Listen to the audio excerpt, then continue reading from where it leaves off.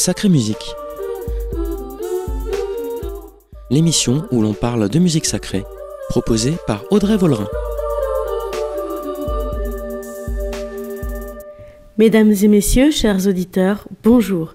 C'est avec une joie immense que je vous retrouve sur Radio Espérance pour cette chronique sur la musique sacrée. Aujourd'hui, nous allons nous intéresser à un monument du chant choral, la Messa di Gloria de Giacomo Puccini.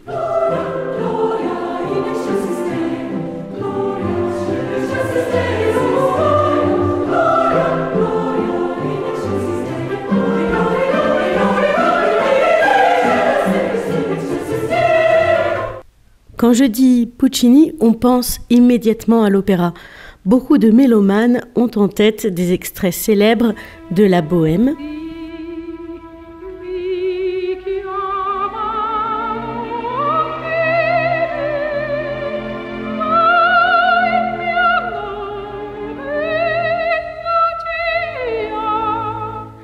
D'autres peut-être vont penser à des airs issus de l'opéra Tosca.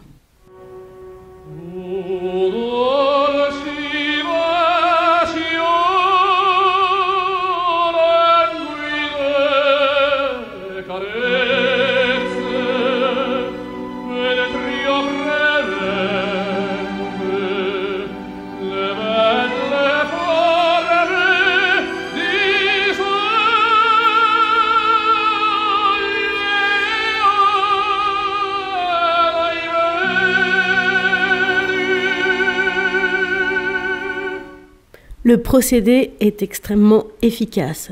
Une histoire tragique, des airs magnifiques et un orchestre de grande ampleur. Pourtant, comme souvent, la musique sacrée n'est pas si loin. Puccini naît en 1858 dans une famille où l'on est organiste de père en fils depuis 4 générations.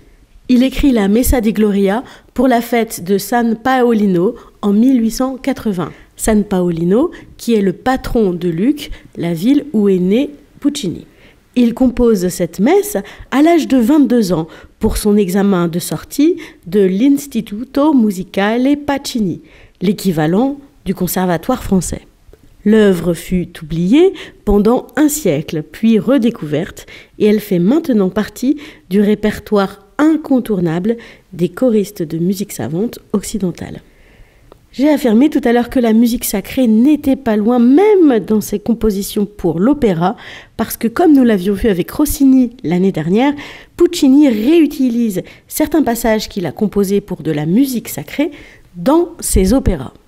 Par exemple, au premier acte de l'opéra Edgar, on entend ce chœur de paysans.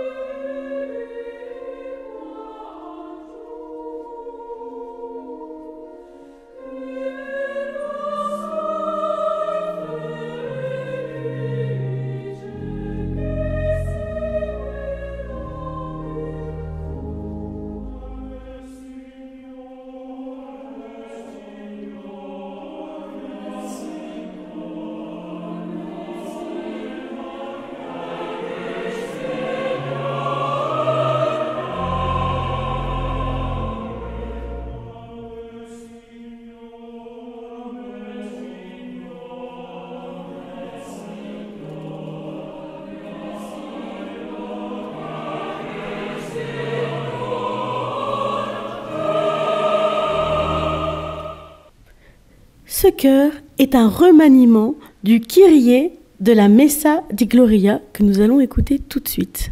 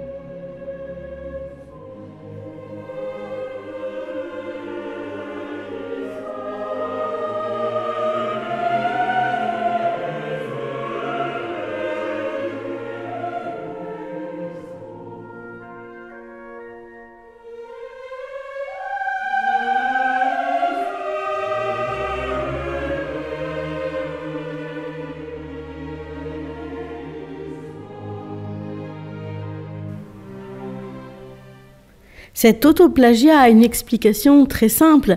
Le compositeur, un peu pressé par le temps, peut être tenté de réutiliser une musique qu'il a déjà composée. D'un point de vue plus symbolique, il est aussi intéressant de se dire qu'il reste une trace de la musique sacrée partout, même sur la scène d'un opéra. À la fin de Tosca, on peut entendre un magnifique Te Deum.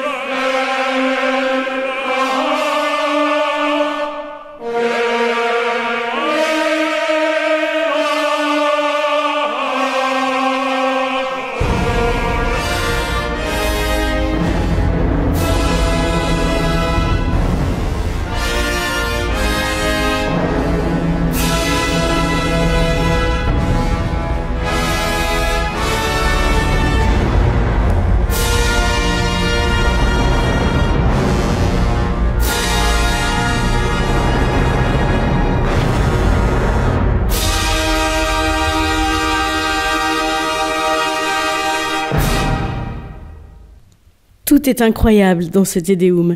Le passage de l'italien au latin, la force avec laquelle il explose et surtout l'orchestre symphonique éclatant qui rayonne.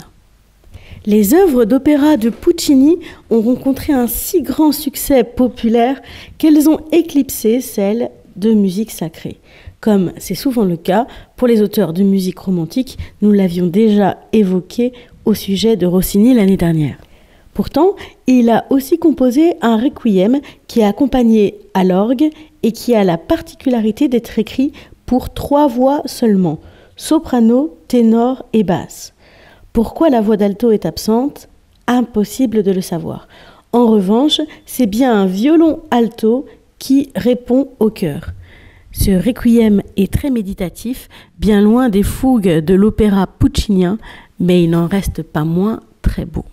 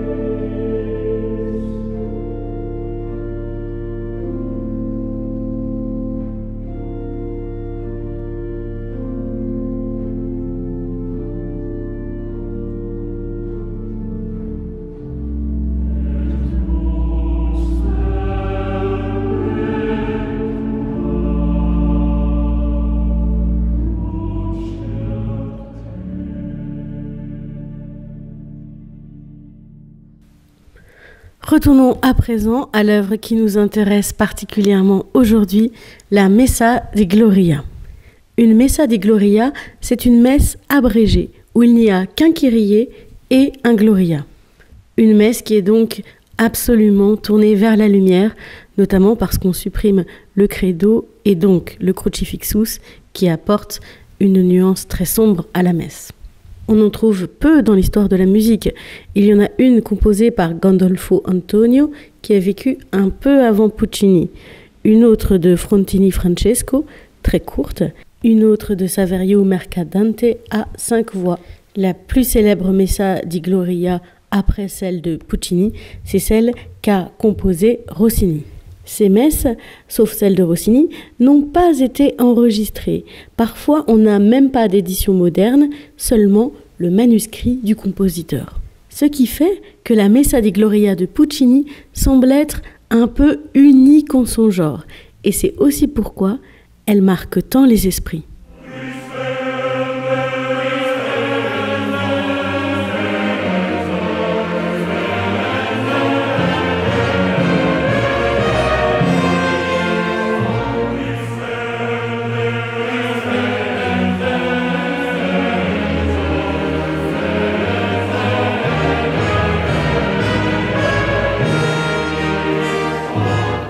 En s'intéressant de près à cette Messa di Gloria de Puccini, on est d'abord surpris.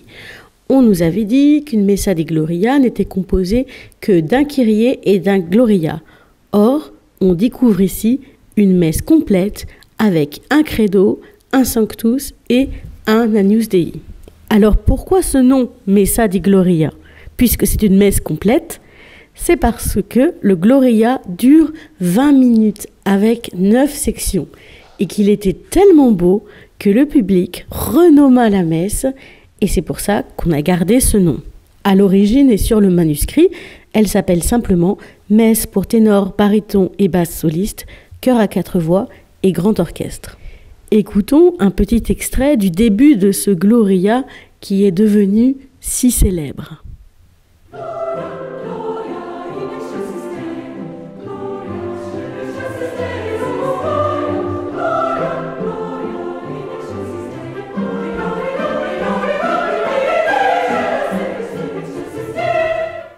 On entend un petit refrain très solaire, chanté uniquement par les femmes et qui reste bien en tête. Plus tard, il sera repris par le chœur en entier.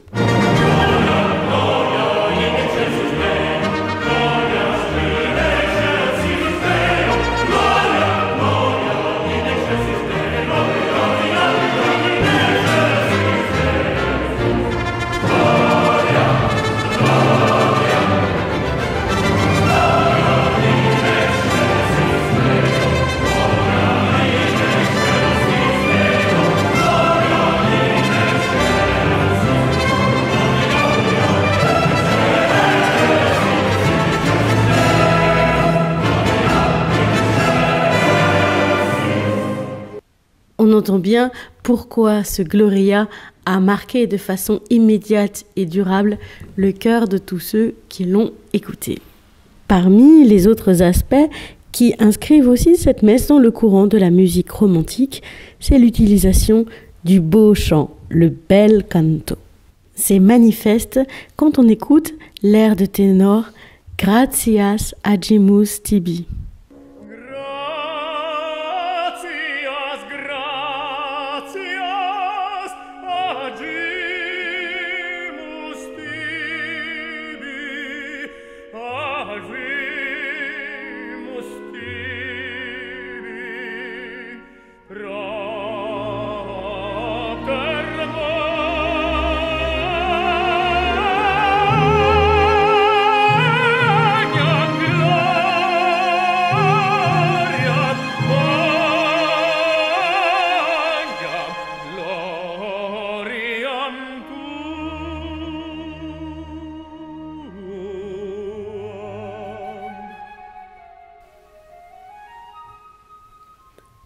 On entend un air qui se déploie comme à l'opéra.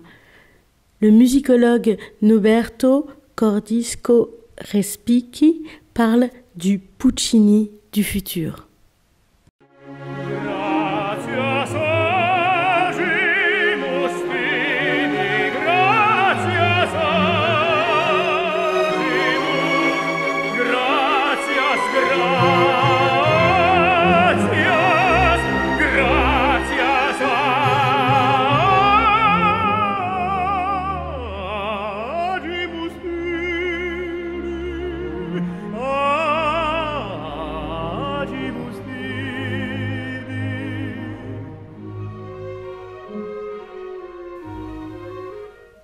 Enfin, parmi les passages vraiment marquants de ce Gloria, je vous propose d'écouter le Quitolis Peccata Mundi, un moment très fédérateur où l'on sent que le Va pensiero de Verdi n'est pas très loin.